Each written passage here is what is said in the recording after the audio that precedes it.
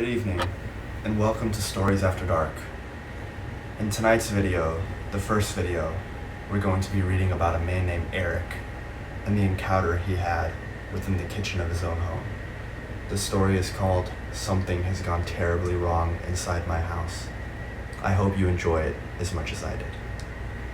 Something has gone terribly wrong inside my house. I can't explain how or why. I barely even believe that it has happened at all. Frankly, I have nowhere to turn, no one who would believe me even if I did, so I'm typing this up and posting it here. It's the only option I have. My name is Eric. I'm nobody special, early 30s, single, trapped in a dead-end job, typing away inside a cubicle. I've lived in this house for nearly 5 years now. A nice 2-story suburban place within a clean and safe community. The neighbors are friendly, but I keep to myself. Always have. Nothing special until now. This is my story. I wake up on a dreary gray Saturday morning, clouds hanging low in the sky and threatening to unleash a dismal drizzle at their slightest whim. The sour weather kept the street quiet. Normally, Saturday mornings were punctuated with the sounds of playing children and the ring of bicycle bells, but today it seemed everyone was content to stay within their homes and watch the rain roll above town.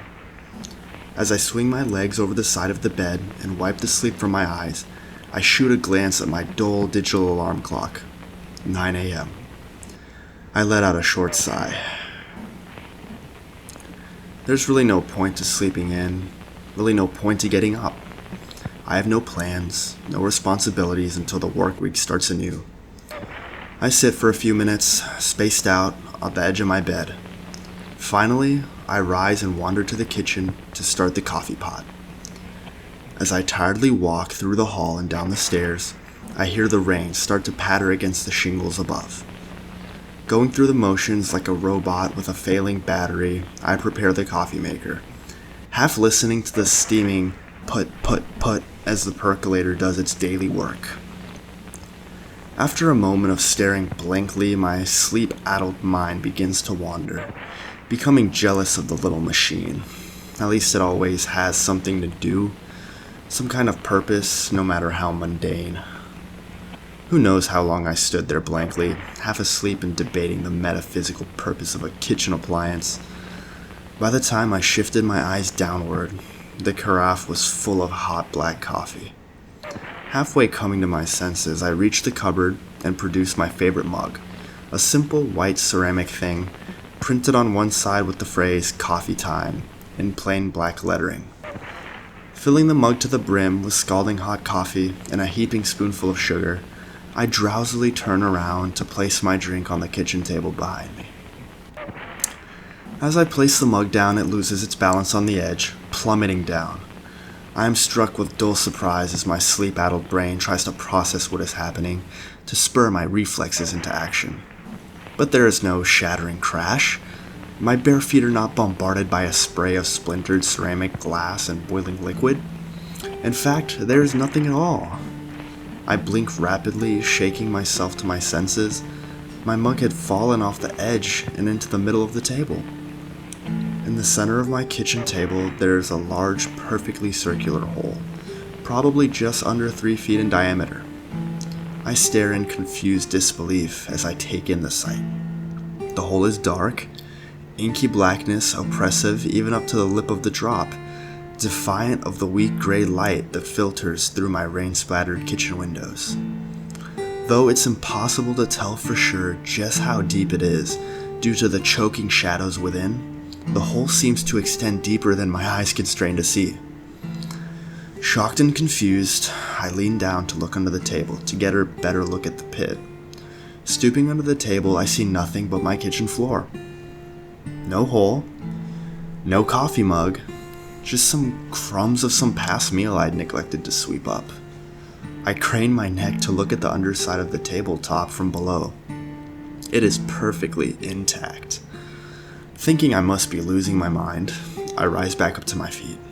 The hole is still there, a black fissure in the center of my table. I slowly lean over the edge to take a tentative look at the depths. The darkness is impenetrable, hiding anything that could be below. I wave my hand past the threshold of the pit, expecting to impact with the wooden tabletop. My fingers sink into the hole. The air inside is frigid cold and heavy with sticky moisture. As I recoil from the shock of freezing temperatures and putting my hand through a void in my own table, my hand brushes against the edge of the hole. Though the table is wooden, the edges of the hole have the feel of smooth porcelain or textureless hard plastic. I pull back my arm, bringing it up to my face. My hand is shaking from fear and the cold it had just been plunged into.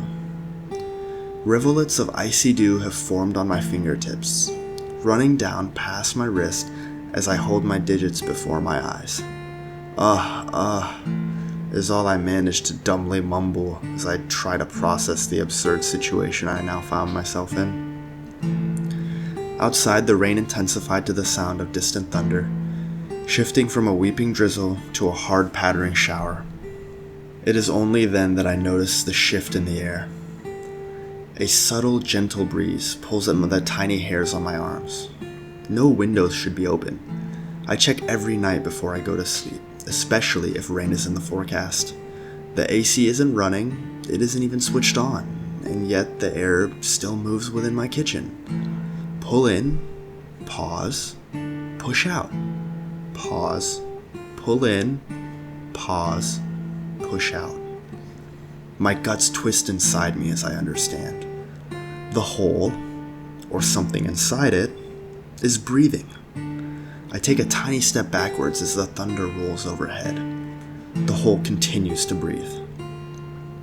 Panic starts to well inside me, a primal misunderstanding of what lay before me inside my own home.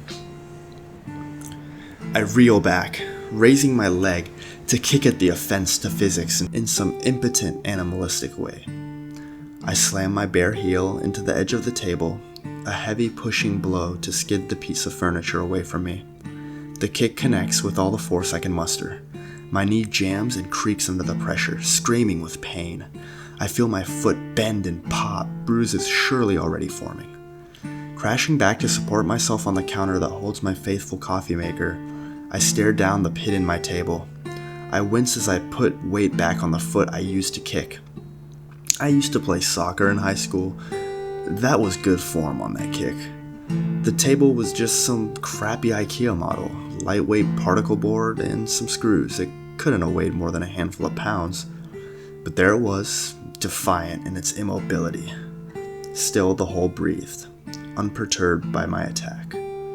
Slowly creeping forward, I approached the table again. Thunder rolled above my house, shaking the windows in their frames. The hole waited there patiently.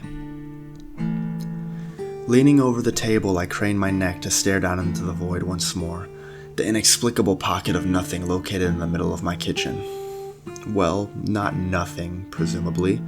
Something that breathes. And my coffee mug.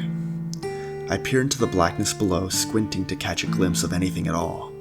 As I stare, condensation forms on the smooth edges of the hole, the chill air within forcing rampant humidity to cling to and run down the sides. It reminded me of that footage you see of a micro camera fed down an old pipe. No, not quite. Perhaps it was closer to the film shot within a body doing surgery or an anatomical study. The dripping sides moved ever so slightly with the breeze of breaths, undulating almost imperceptibly like an esophagus. Hello? I call feebly into the hole, almost immediately feeling extremely foolish. This was an inexplicable pit in my kitchen table. Why would there be anything that would speak to me inside of it? And even if there was, would I really want to? There was a long moment of quiet, with only the noise of the rain outside echoing through the house. Hello? My blood turned to ice and my breath caught in my throat.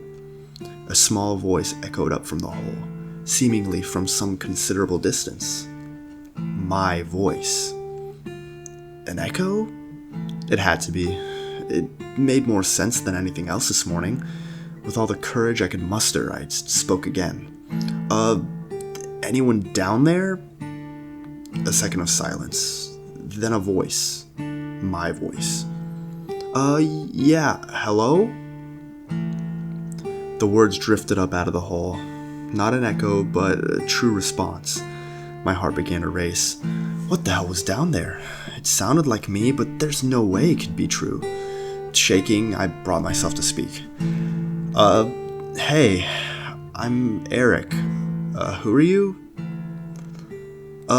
My name's Eric too. We sound a lot alike, came the voice from my table. Yeah, we really do, I slowly responded, unsure of exactly what I was speaking with. Could this really be me? Another me? Or even the same me? So, what are you doing in my kitchen table?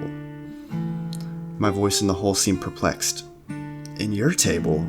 I was just about to ask what you were doing in my ceiling. Wait, what? In your ceiling? Yeah, the other me responded. You're in a hole about 3 feet across in the ceiling of my kitchen, right next to the red stain. My eyes wandered upwards. Above my kitchen table, offset from the hole, was an old faded red stain.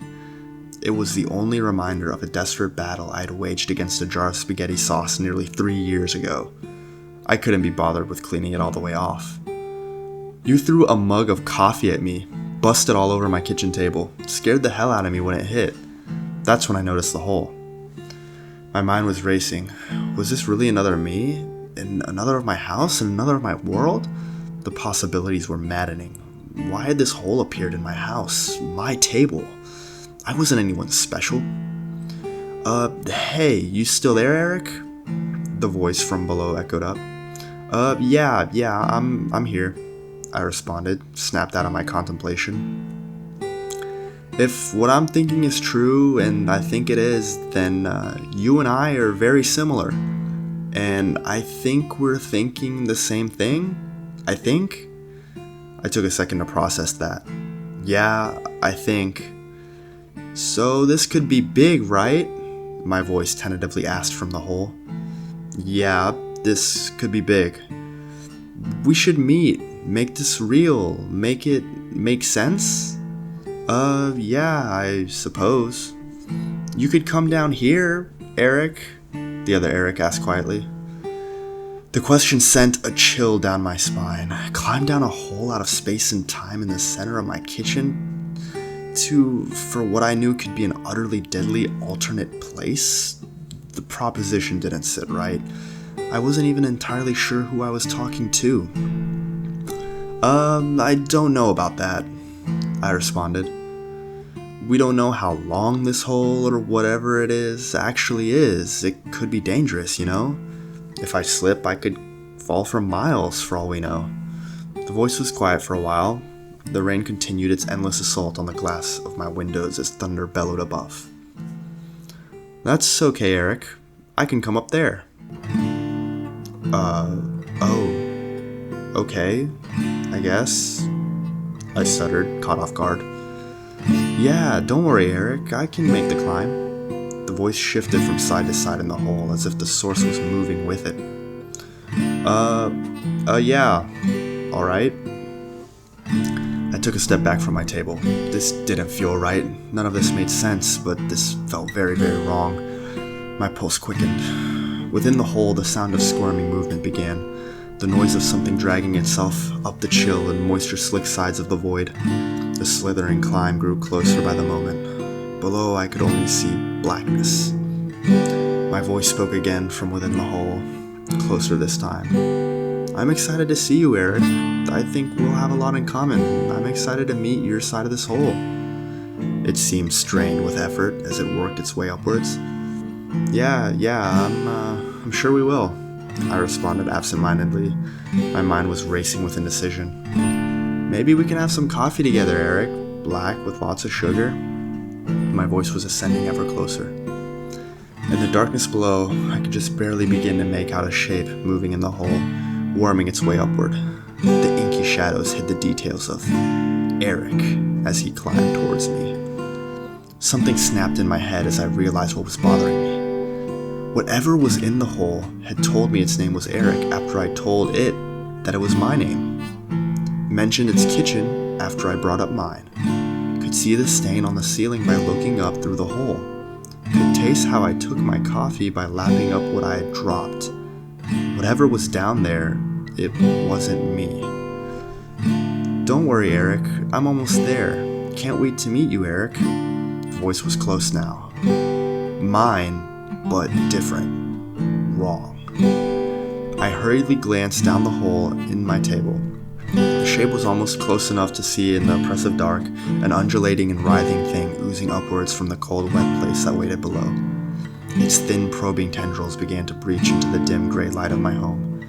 I spun about, looking for anything I could use to fend off the thing that used my name. My eyes landed on the only thing within arm's reach. Eric, it's time to meet you, Eric. The thing slithering from the hole wasn't even attempting to use my voice anymore, its words spilling forth in an awful gurgling rasp. I spun back towards the hole in my kitchen, coffee maker in hand. I raised it high above my head before bringing it down in an almighty arc.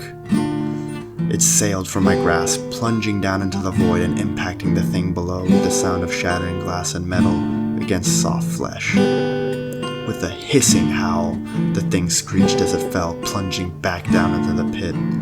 I never heard it hit the bottom. I slumped back against the counter that once held my loyal coffee maker, sliding to the floor.